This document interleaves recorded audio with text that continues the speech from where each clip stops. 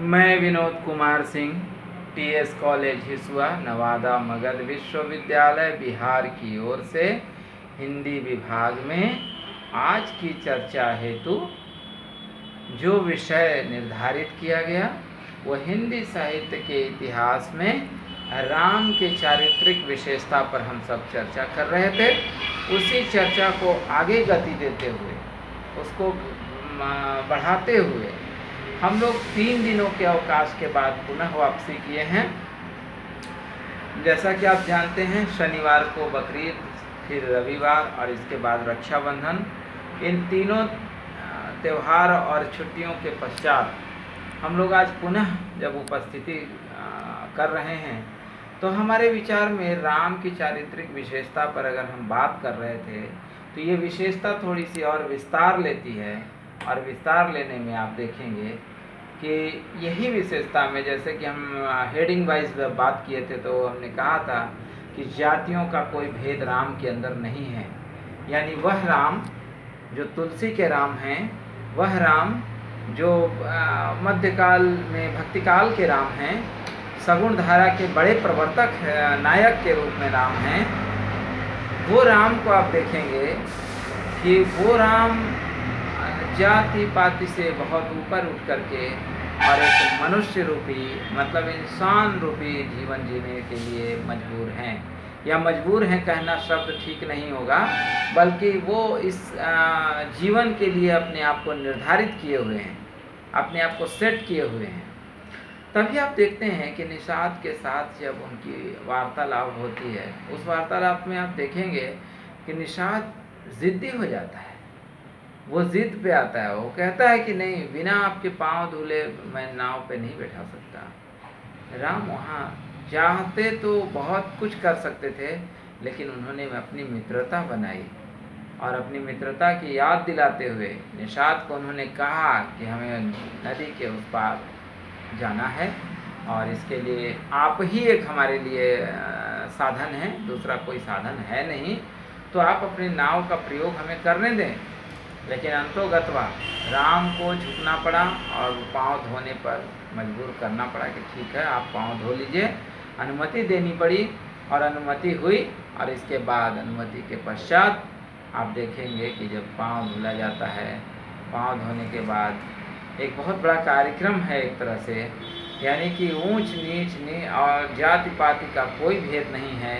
राम क्षत्रिय कुल के होने के बावजूद निषाद के साथ मित्रवत व्यवहार करते हैं, मित्रता का पालन करते हैं। और वहीं आप देखेंगे कि राम एक राजा होने के बाद भी एक ऐसे निषाद के साथ जुड़ते हैं जो हृदय रूपी संबंध है। इसे हम कहते हैं अंतरंग संबंध। ये साहित्यिक टर्म है, उसके अंतर्गत हम इसको कहेंगे अंतरंग संबंध। तो ये जो अंतरंग संबंध है, यही संबंध राम को निश्चित रूप से राम बनाता है। वरना राम जैसे तो बहुत सारे लोग इंसान हो सकते हैं, लेकिन राम को राम बनाने का काम, ये काम जो निषाद के साथ है। ऐसे तो कई उदाहरण हैं। आप रामचरितमानस जब पढ़ेंगे तो उसमें आप देखेंगे कि कई ऐसे फैक्टर्स आते हैं, कैसे ऐसे टर्म आते हैं जहाँ पर राम बहुत अलग दिखते हैं, बहुत अलग।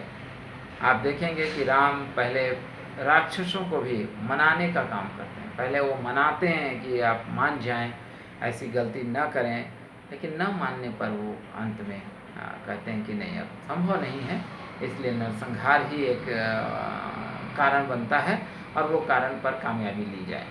आप देखेंगे कि लक्ष्मण को कई जगह समझाते हैं कि इतने उतावले होने की कोई आवश्यकता नहीं।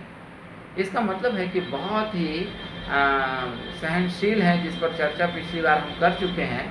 आज की चर्चा केवल हम जाति और धर्म को लेकर करेंगे, तो धर्म का तो कोई मतलब था नहीं उस ज़माने में।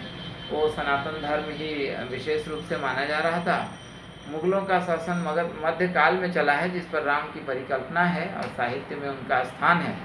लेकिन आप देखेंगे कि उस काल में भी राम जो हैं वो जाति पाति को लेकर भेद नहीं किया। सबरी पर तो पिछली बार बातचीत कर चुके हैं। आज मैं एक और चीज़ देख रहा हूँ, जहाँ पर आप देखेंगे कि वो भील जाति, जो मध्य प्रदेश का जो क्षेत्र है जहाँ से राम लक्ष्मण और सीता के साथ गुजर रहे थे, तो निश्चित रूप से राम एक ईश्वर नहीं बल्कि इंसान रूपी ईश्वर हैं। ईश्वर रूपी इंसान होना और इंसान रूपी ईश्वर होना दोनों में फ़र्क है। तो यहाँ इंसान रूपी ईश्वर हैं, इसलिए पहली प्रवृत्ति उनकी इंसानियत है, दूसरी प्रवृत्ति उनकी ऐश्वर्य है।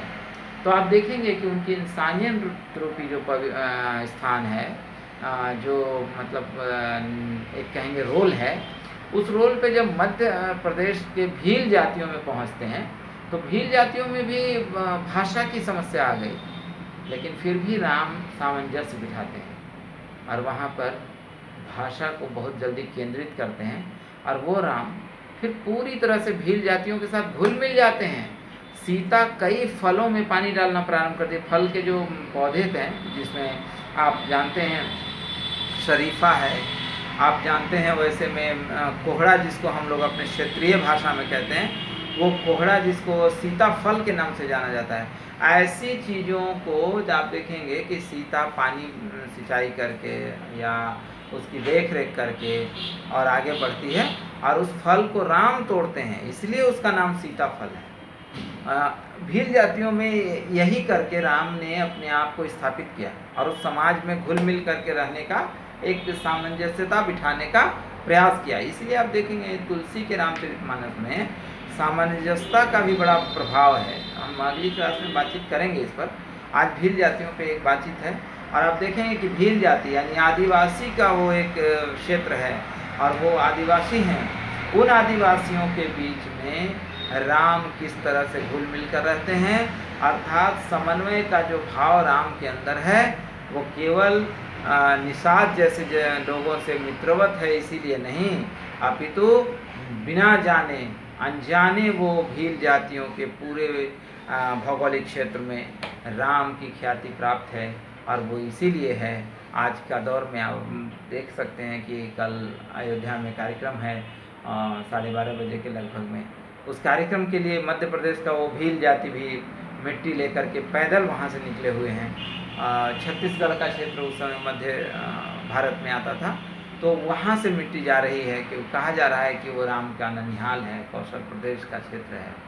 तो ये जो मैं उसमें नहीं जाना चाहता कि वो मंदिर का निर्माण सही गलत क्या है, नहीं, बस राम एक आस्था के केंद्र में है और जो राम सामंजस्य बैठाने के चक्कर में आप देखेंगे कि इंसान रूपी एकता बनाने में राम की भूमिका कोई फॉर्मेट में नहीं था, अपितु वो बस अनायास ही जीवन में आ रहे थे और वो पूरी तरह से उस पर कार्य किया जा रहा था। आप देखेंगे कि राम और सीता वहाँ पूरे समाज में घुल मिल जाते हैं और फिर बहुत आसानी से अपना जीवन व्यतीत करते हैं। बहुत सॉफ्ट लाइफ कहेंगे कि वहाँ जीते हैं। और आप एक चीज़ गौर करेंगे कि अंत में भ्रमण करते हुए राम चित्रकूट में आकर रहते हैं उस पर्वत पे और वहीं से सारा कार्यक्रम किया जाता है। रावण के नरसंहार तक राम का जो क्षेत्र है वो आपका महाराष्ट्र, मध्य प्रदेश और होते हुए आप देखेंगे कि तमिलनाडु के रास्ते राम लंका जाते हैं। ये बड़ा क्षेत्र है और ऐसा नहीं है कि राक्षस कुल में उनका सामंजस्य नहीं है।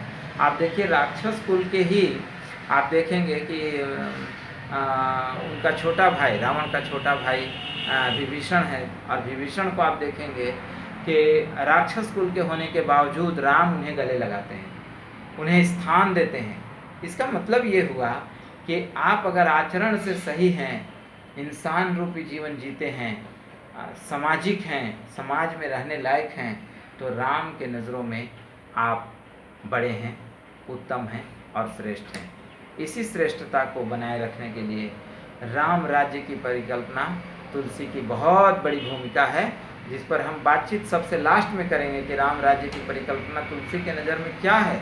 इस पर बातचीत हम बाद में करेंगे, लेकिन आज के लिए इतना रखें क्योंकि रिकॉर्डिंग बड़ी हो जाती है, फिर अपलोड करने में उससे बड़ी समस्या आती है।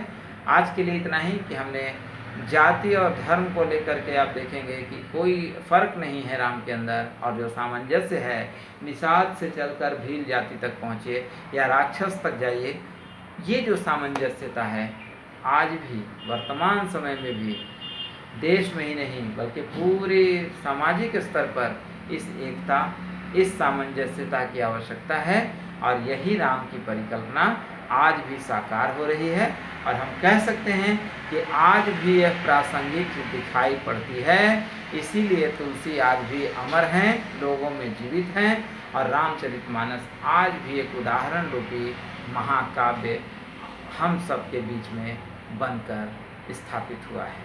आज के लिए इतना ही। बहुत बहुत धन्यवाद। नमस्कार।